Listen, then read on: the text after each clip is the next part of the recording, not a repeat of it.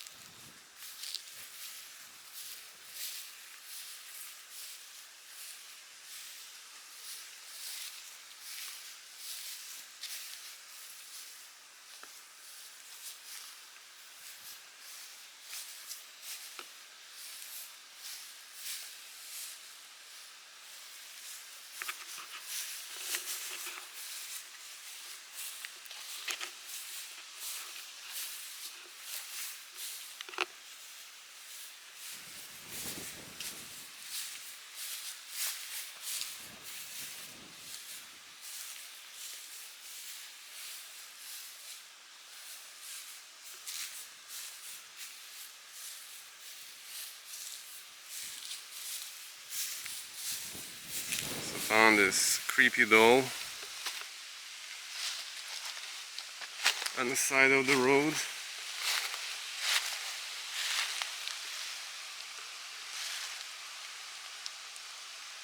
Not sure how old this doll is, but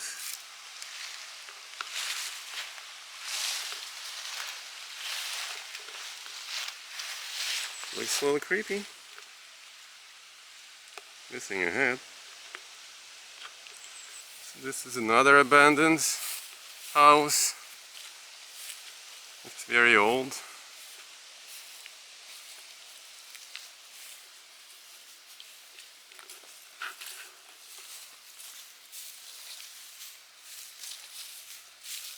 Pretty cool. You know how it still survives for so many years.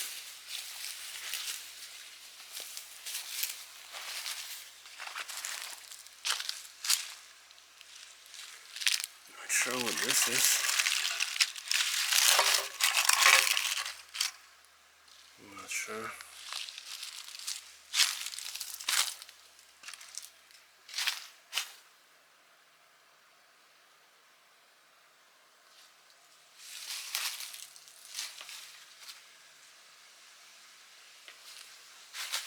I guess people had very small houses back in those days.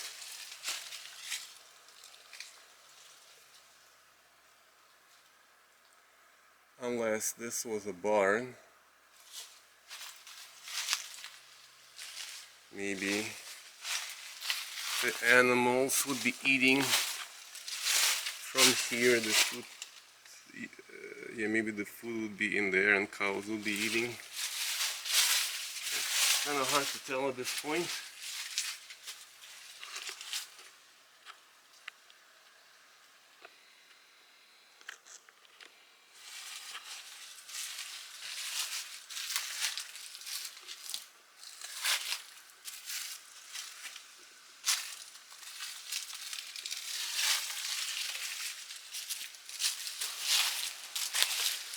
See what else we can find here. There's another thing I found.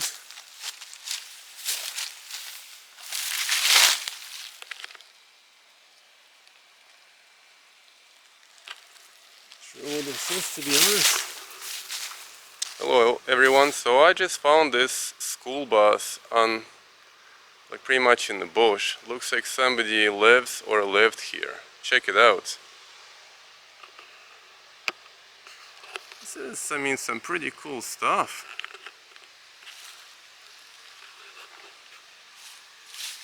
Looks like maybe it's a hunting cabin. This is really cool. This is really, really cool. I mean, look inside.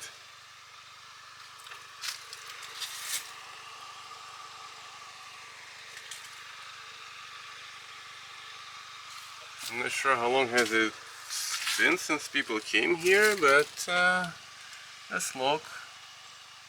Looks pretty old. Check out the antlers.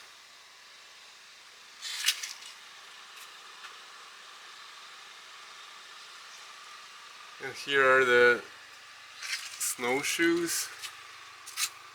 I guess one snowshoe left. I mean, of course, you gotta have your TV.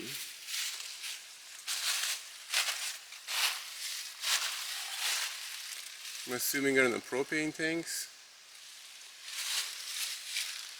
Or no, sorry, these are not propane. Oh yeah, no. Yeah, propane tanks. Just enough to stay warm and cook and whatnot. This, you found this in the bush on Crown Land.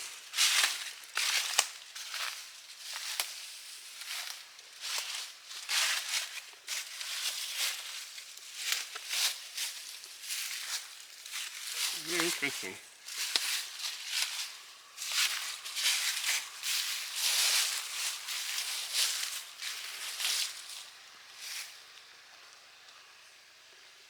And yeah, that in the back looks like an outhouse they built.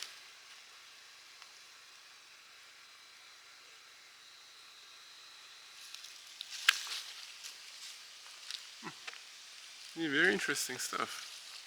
The Balaclava sawmill was built in 1855 and purchased by the Richards family in 1868. The Richards were taken to court in 1903 on an early piece of anti-pollution legislation.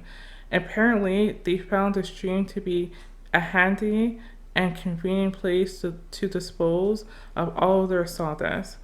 After the stream became clogged, another mill downstream complained. The Richards had their day in court and lost. Shortly after that, they added the huge burner, which still stands today. The Richards family operated the mill until 1957, when it was sold to Donald Dick, aka Dave.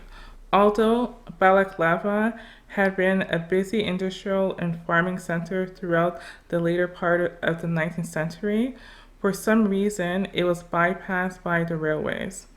That, along with failing farms and dwindling lumber supplies, signals its demise. Stubbornly, the mill continued to operate on water power until 1967, when it shut down. Balaclava became a ghost town. The store, also owned by Mr. Dick, operated until the mid 1970s. A few farms in the area remain occupied.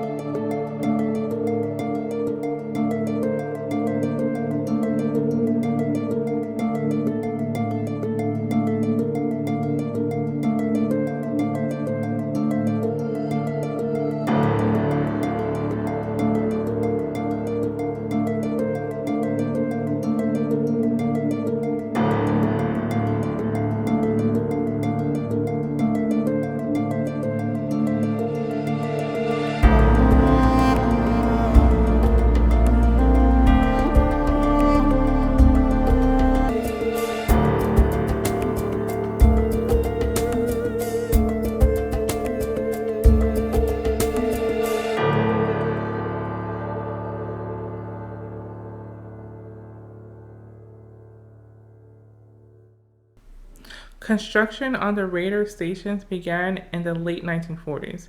For the most part, they were developed to detect incoming Soviet aircraft and direct interceptors aircraft to other points within their area of coverage.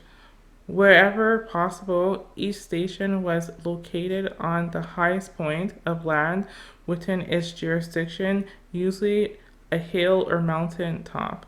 RCAF station Foymount was built in 1950. It was located on the historic Opeongo Road atop the Opeongo Mountains in Renfrew County. The operations building towered 1,800 feet above sea level. In addition to the randoms, receiving and transmitting equipment, and the usual combined mess, quarters, and maintenance buildings, the station included 65 houses, a school, medical, and dental facilities, a recreation room with a gym, swimming pool, and general store, post office, and hosts of other amenities. Water was supplied from a 100,000-gallon reservoir which drew its source from a nearby lake. Sewage was treated in a plant located right on the premises. In effect, the station was fully self-contained and self-supporting community, with all facilities and one would expect to find in a similarly sized civilian village. Initially, personnel estimates were 38 officers and 343 mixed ranks civilians. Military downsizing in the early 1970s led to the eventual closure of CFS Foymount, after it was determined that the radars of CFS Falconbridge and CFS Lac Saint Denis were powerful enough to cover Foymount's existing territory. It was decided to close the Foymount station in October 1974. The radar towers and operations center were dismantled and the remaining buildings sold. The buyer later defaulted on his property taxes, and many of the buildings were repossessed by the township for outstanding taxes arrears. So we're inside an old military building, Canadian building. It's all abandoned.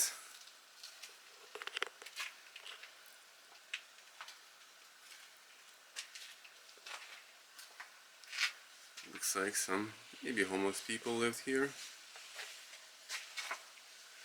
Maybe somebody slept up there.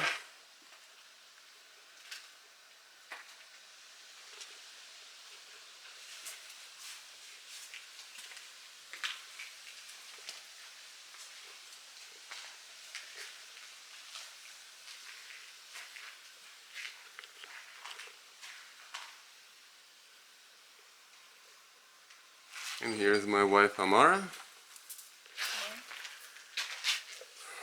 so